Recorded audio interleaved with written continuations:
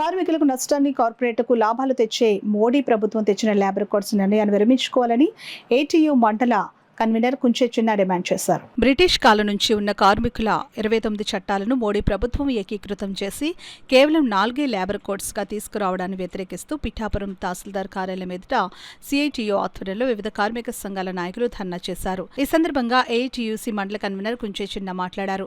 కార్యక్రమంలో పప్పుల Veerababu, K Nageswararao, G Apparao, కర్ణం Vishwanath, D Satyanarayana, Suryanarayana, K మణి, నందీశ్వరరావు తదితరులు పాల్గొన్నారు. పనిచేసే సమాన పనికి సమాన వేతనం అనేది మాత్రం ఎక్కడా లేదు.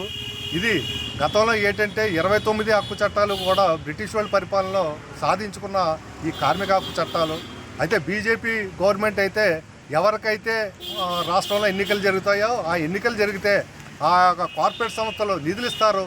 అందుకు వాళ్ళకి మేలు జరగాలనే ఉద్దేశంతో ఈ రోజున కార్పొరేట్ వ్యవస్థకేమో 12 గంటలు పెంచి ఈ రోజున కార్మికుడు చేయాలనే ఒక లేబర్ కోడ్లో తీసుకురావడం జరిగింది.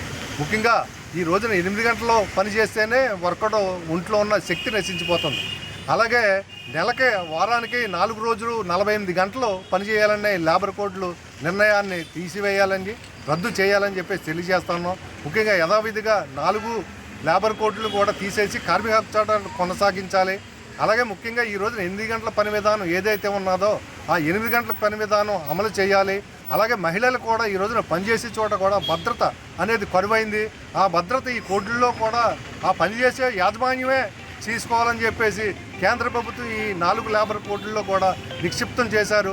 కాబట్టి ఇటువంటి నిర్ణయాలని మీరు పార్లమెంట్లో ఆమోదం పెట్టకుండా, ఎవరు కూడా ఆమోదించకుండా మీరు ఏదో ఏకపక్ష నిర్ణయం తీసుకొని ఈ కార్మికుల మీద ఇటువంటి లేబర్ కోడ్లు తీసుకురావడం సిఐటిగా మేము వ్యతిరేకిస్తూ ఉన్నాం. ముఖ్యంగా తక్షణం ఈ యొక్క 4 లేబర్ కోడ్లు తక్షణం రద్దు చేయాలని చెప్పేసి సిఐటిగా డిమాండ్ పెడుతున్నాం.